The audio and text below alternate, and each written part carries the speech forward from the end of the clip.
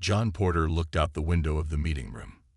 The stars shone bright against the black of space. He had been in this room for 3 months now. 3 long months of talks that went nowhere. Porter turned his attention back to the alien sitting across from him. The Veshnar diplomat had blue skin that seemed to glow under the room's lights. Its 4 eyes blinked at different times as it spoke. "So you see, Ambassador Porter, these terms are most generous," the alien said. Its voice came through Porter's translator with a slight buzz. "Earth will be protected by the Galactic Council. Your people will have access to some of our technology. In time, perhaps more." Porter looked down at the agreement on his datapad. The words made his stomach turn. Humanity would be allowed to keep ships in their own solar system, but no farther. They would need permission to build new colonies. Their research would be watched at all times. It was not a deal between equals. It was a cage with pretty bars. He glanced at Allison Wright, who sat next to him. As his military advisor, she understood what this meant. Her face was calm, but he could see anger in her eyes. Around them, representatives from 17 alien species watched and waited. Some looked bored. Others seemed eager. The massive room, built from a strange crystal that changed colors with the light, felt suddenly small and hot. Porter stood up slowly. He was not a young man anymore. His hair had gone gray during his years of service to Earth, and his joints ached after sitting for so long. But he stood tall now, facing the gathered aliens with a straight back. "Members of the Galactic Council," he said, his voice clear and firm. "For 3 months we have shared our hopes, our history, and our desire to join the galactic community as equals." The room was very quiet now. Even the usual whispers and clicks of the various translators seemed muted. "We have listened to your concerns about human expansion and our, what did you call it? Our unpredictable nature. We have been patient. We have been open." Porter took a deep breath. "And in return, you offer us a leash." The Zenith ambassador, a tall bird-like creature with gold and red feathers, ruffled in what seemed like surprise. "Ambassador Porter, these are standard terms for a new species," the Zenith said. "The Council has existed for 2,000 years because we maintained order and balance." Porter began gathering his papers. Wright and the rest of the Earth team followed his lead, packing up their materials. "What are you doing?" asked the Veshnar diplomat, its voice higher now. "Humanity appreciates the time the Council has given us," Porter said, "but we must decline your terms. Earth is withdrawing from these negotiations, effective immediately." The room exploded with noise. Some aliens rose from their seats. Others began talking rapidly in their own languages. The translation system struggled to keep up, creating a jumble of words and sounds.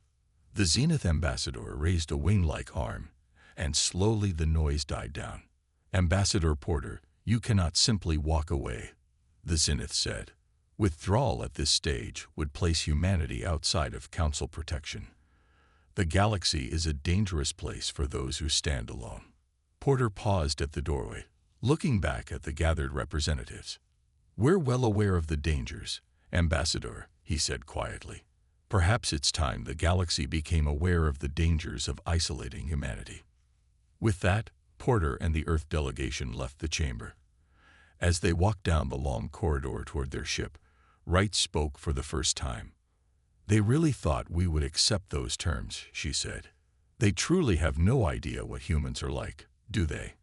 Porter shook his head. "No, and that was their biggest mistake." Behind them, the council chamber was still in chaos. News of humanity's exit would soon spread across the galaxy. Some would be shocked. Others would be afraid. But all would wonder, what would the humans do next? Porter knew the answer. Earth had been preparing for this moment for years. Now it was time to show the galaxy what humanity could really do.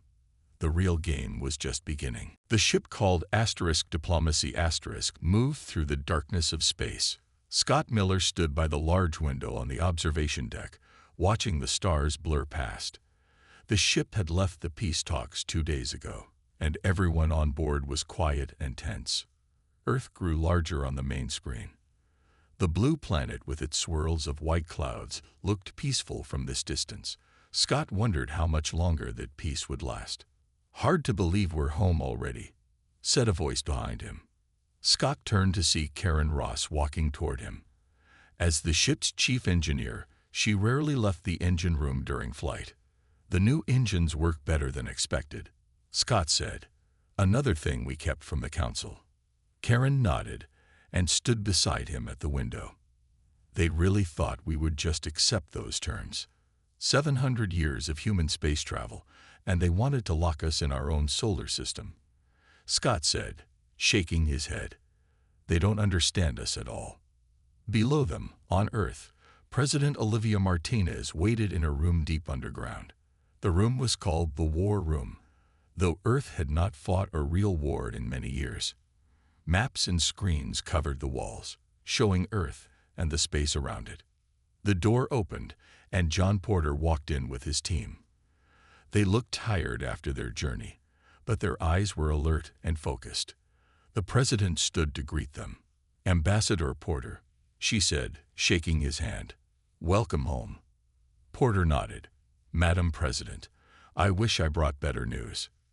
"Tell me everything," she said. For the next hour, Porter explained what had happened at the peace talks. The other leaders in the room listened without speaking. When Porter described the final terms the council had offered, faces grew dark with anger. "They want tech limits that would push us back to before we had fusion power," Porter said. "No military ships beyond our own star system, regular checks of all our research, and control over any AI we develop." The president's face hardened. And what would we get in return? One vote on the Minor Species Council, access to some approved tech, trade rights with certain systems only. President Martinez stood up. "Then we made the right call." She walked to a screen on the wall and pressed her hand against it. The screen lit up with a green light as it read her fingerprints. "Computer, begin Operation Long Shadow," she said clearly. "Operation Long Shadow confirmed," said a calm computer voice. "All system commanders have been notified." Around the room, screens came to life with new information. Maps showed movements of ships and resources. Lists of names and places scrolled past too quickly to read. "What is Operation Long Shadow?" asked Allison Wright, who had stayed quiet until now. The president turned to the group. "It's our answer to the council's insult. For 15 years, we've been building, planning, and preparing." She smiled, but there was no warmth in it. "The council thinks they know what humanity is capable of.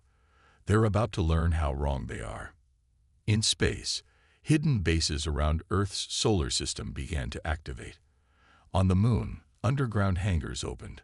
On Mars, hidden doors in the sides of mountains slid apart. Even far-off Pluto, cold and distant, suddenly showed signs of activity where none had been before. Admiral Peter Coleman stood on the bridge of his ship, watching as orders came in. His crew moved quickly around him, their training taking over. "All ships report ready status," said his second-in-command, Diane Powell. Coleman nodded. "Begin deployment pattern Alpha. And make sure our stealth systems are working. I don't want the council to know what we're doing until we're ready to show them." Powell nodded and began giving orders. Around them, the bridge hummed with activity. Screens showed hundreds of ships moving into position. The ships were not small explorers or traders. They were warships, built in secret over many years. Each one carried weapons that the council thought humans were decades away from creating. Coleman looked out at the stars. "Let's show the galaxy who they're really dealing with," he said quietly. The game had changed. Humanity was done playing by the council's rules. Now they would make their own. Admiral Peter Coleman stood on the bridge of the Earth, ship Defiance *. Through the large front window, he could see the moon Europa. It looked like a ball of ice floating in space. Few knew what was hidden beneath that ice. With a low rumble, the ground on Europa began to split open. A huge door, covered in ice and hidden for years, slowly moved aside. From the dark space beneath, ships began to rise. First one, then 5, then dozens. They were warships, built in secret while humanity talked peace with the Council. "Fleet status report," Coleman said. Diane Powell checked her screen. "All 37 ships report ready, Admiral. The Asterisk Valiant Asterisk, Asterisk Resolute Asterisk, and Asterisk Dauntless Asterisk battle groups are moving into position.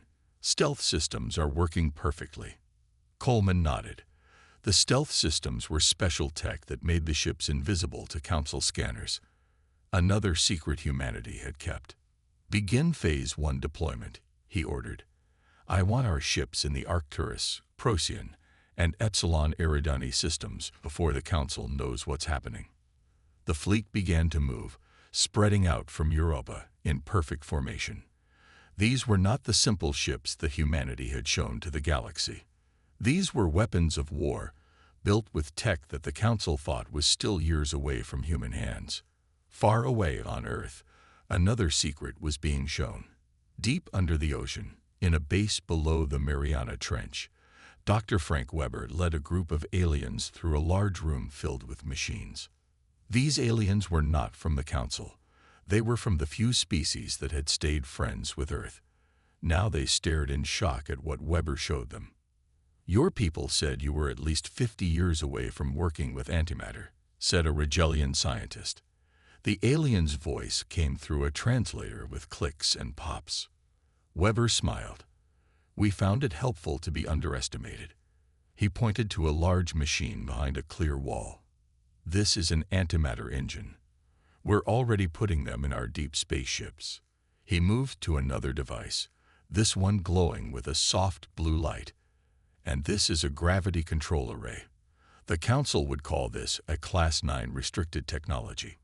The aliens looked at each other with wide eyes and nervous movements. They were starting to understand the truth. Humanity had been hiding its real power for decades. In another part of space, a Council spy ship watched Earth. The alien crew had been there for years, watching and reporting back to the Council. Now they were confused by what they saw. "Captain, something strange is happening," said one of the crew. "Many ships are leaving the Earth system." The captain, a tall alien with gray skin, moved to the screen. "What kind of ships?" "Military ships, I think. But they're not like any human ships we've seen before. They're bigger, and they have weapons." The captain felt a cold fear in his stomach. "Where are they going?" The crew member checked readings. "They're heading to multiple systems: Arcturus, Procyon, Epsilon Eridani, and others." "That's not possible," the captain said. "Human ships can't go that far that fast. Their engines aren't good enough." "These ships can, Captain. They're moving at speeds we didn't think humans could reach." The captain stared at the screen for a long moment. "Send a message to the Council," he finally said. Tell them we may have made a terrible mistake about the humans." As the message was sent, more ships continued to rise from hidden bases across the Earth system. Hundreds of them, each carrying weapons and technology that humanity had kept secret. In the war room on Earth, President Martinez watched it all happen on the big screens. Next to her, Ambassador Porter also watched. "Do you think they understand yet?" Porter asked. Martinez shook her head. "No, but they will soon. The galaxy is about to learn that humanity is not to be taken lightly." And across the stars, alarm began to spread as the first reports of Earth's true power reached the Council. The Galactic Council meeting room was in chaos. Aliens of many shapes and sizes moved around, talking loudly and showing each other pictures and maps. Above the center of the room, large screens showed human ships appearing in systems across the galaxy. The ships were far more advanced than what the Council had thought humans could build. High Counselor Vexterra, a tall alien with purple skin, hit his staff on the floor 3 times. The loud sound made everyone quiet down. "This is an outrage," he shouted. "The humans lie to us. They hid their true power during all our talks." In the center of the room stood Laura Bennett, the only human still talking to the Council. She was calm while aliens all around her were upset. My government broke no rules, she said. Earth never signed the Technology Disclosure Agreement. We simply didn't volunteer information you didn't ask for. The Tretian ambassador, a short alien with too many eyes, pointed at her. Your fleet movements are acts of war. Our ships are in open space, setting up peaceful watching posts, Bennett replied. Unlike the Council spy platforms that have been watching Earth for 20 years without our permission. The room became very quiet at her words. Yes, Bennett continued. We've known about them all along.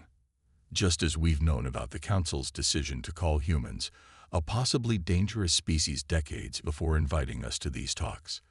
We have the notes from that meeting, if anyone wants to see them. Vexterra's face darkened. How did you get that information? Those meetings were secret. Bennett smiled. We have friends, Counselor. Not everyone in the galaxy agrees with how the Council treats newer species. On another screen, more human ships appeared near a planet called Novus Eden. It was a farming world where humans lived, which the Council had demanded they leave. Your ships must leave Novus Eden immediately, said the Draknar ambassador, a reptile-like alien. That world is not yours. We settled it fairly, Bennett said. There were no other claims. The Council has claimed it, the Draknar said. Our ships are already on the way to take it back. Bennett's smile disappeared. That would be a very bad idea, Ambassador. Earth has decided that Novus Eden will remain under human protection. You cannot protect it. The Draknar laughed. Our war fleet is the strongest in that sector. Your few ships cannot stop us. Bennett tapped on her datapad, and a new image appeared on the big screen. It showed a human space station under construction near Earth's moon. It was massive, with many docking bays for ships. This is Space Station Liberty, she said. As we speak, representatives from 11 species are meeting there. Species that the Council has ignored or bullied for centuries. They're discussing a new alliance with Earth. Worried whispers filled the room. You're trying to split the Council, Vexterra said. We're offering an alternative, Bennett corrected. A group where all members are equal, where technology is shared, not controlled, where growth is encouraged, not limited. It will never work, the Zenith ambassador said. The Council controls all major trade routes. We can cut off any world that joins you. Bennett nodded. You could. But our new faster-than-light travel makes your trade routes unnecessary. Ships with our new engines can go directly from one system to another without following the old paths. She looked around the room, meeting the eyes of each Council member. The galaxy is changing, she said. For 2,000 years, the Council has kept control by keeping other species weak and dependent. That time is over. Are you threatening us? Vexterra asked, his voice low and dangerous. Not at all, Bennett said. I'm inviting you to join us in building a better future. But if you choose to fight against that future, she paused. Well, you've already seen that humanity is not as weak as you thought. In the silence that followed, many Council members looked at each other with worry in their eyes.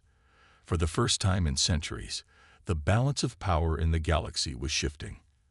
And no one knew what would happen next. Captain Ryan Sullivan stood at the window of the command center on Novus Eden. The small farming colony had become the center of a big problem. In the sky above, 6 large Draknar warships had just appeared. They had come to take the planet back from the humans who lived there. They're sending down landing ships, said Lieutenant Paul Garcia, who watched the screens. I count 300 or more. They're coming to attack us. Sullivan nodded calmly. Deploy the shield.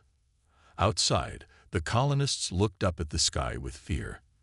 Then they gasped as the air seemed to ripple and change. A soft, glowing dome of energy formed over the entire colony.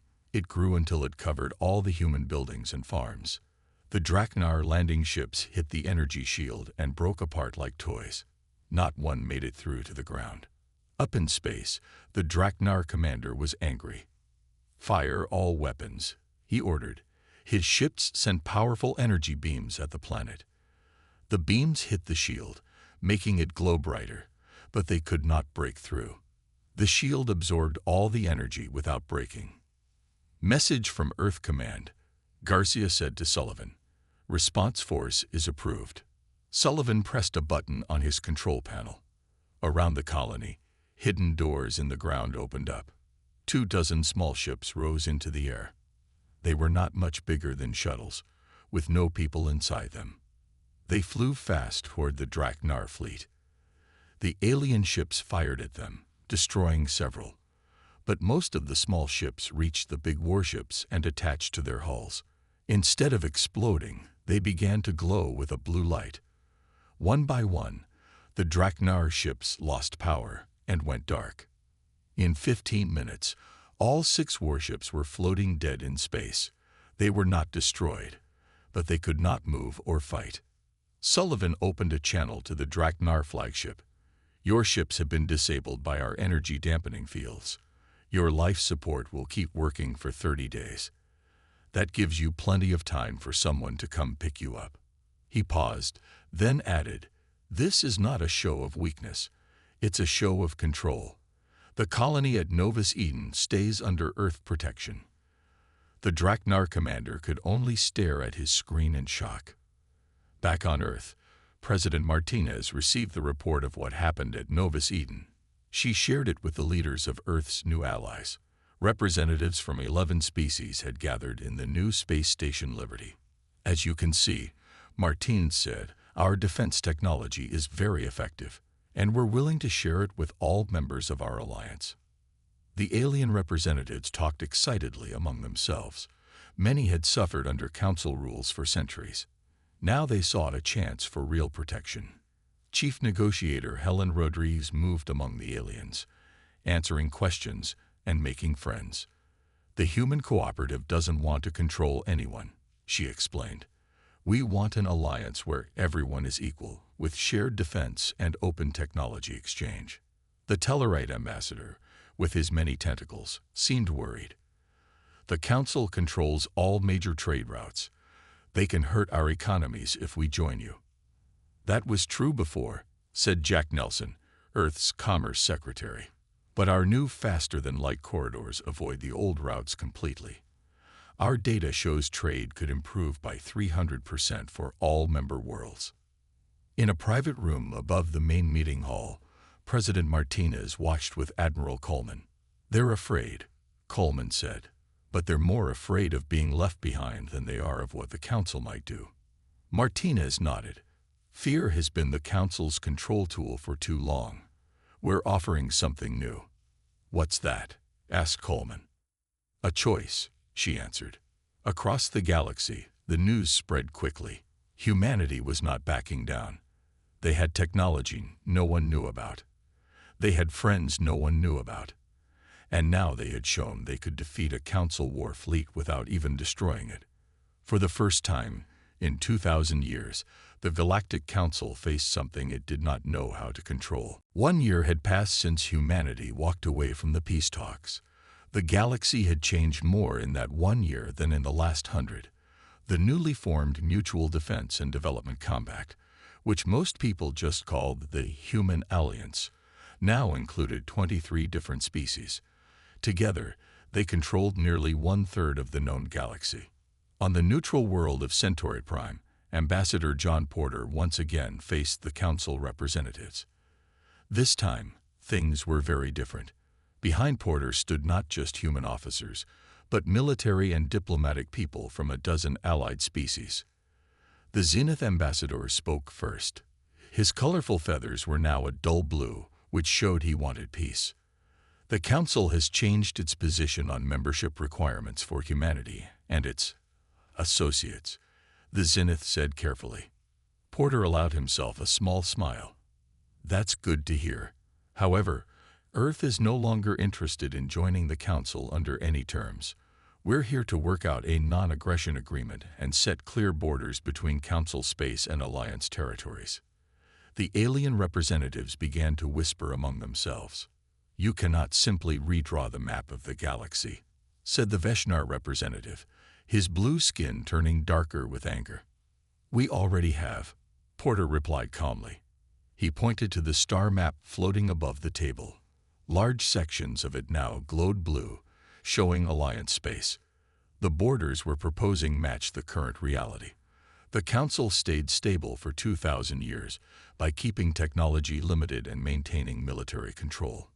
Those advantages are gone now. Porter looked at each Council member before continuing. Humanity doesn't want war, but we will not accept the role you tried to give us. The galaxy is entering a new age, one of real cooperation and progress instead of controlled stagnation. You can fight this change or adapt to it. The choice is yours.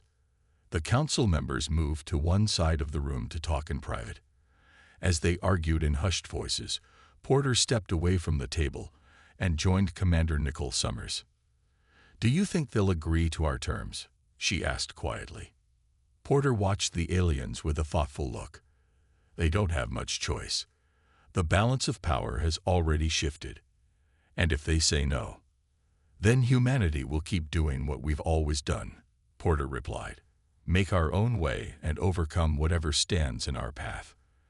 After all, that's what scared them about us in the first place. After what seemed like a long time, the Council members returned to the table. The Zenith ambassador looked tired. "We will need time to consider your proposal fully," he said. "But we are willing to recognize the current borders as a temporary measure. No Council ships will enter Alliance space without permission." Porter nodded. "That's a good start. We'll respect the same limits on our side." Later, as Porter's ship left Centauri Prime, he stood on the bridge with Summers and Admiral Coleman, who had come to observe the talks. "So what happens now?" Summers asked. Coleman looked out at the stars. "Now we build.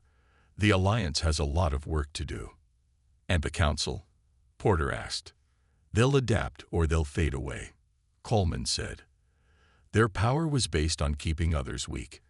Our power is based on making everyone stronger." Porter smiled. "Quite a difference."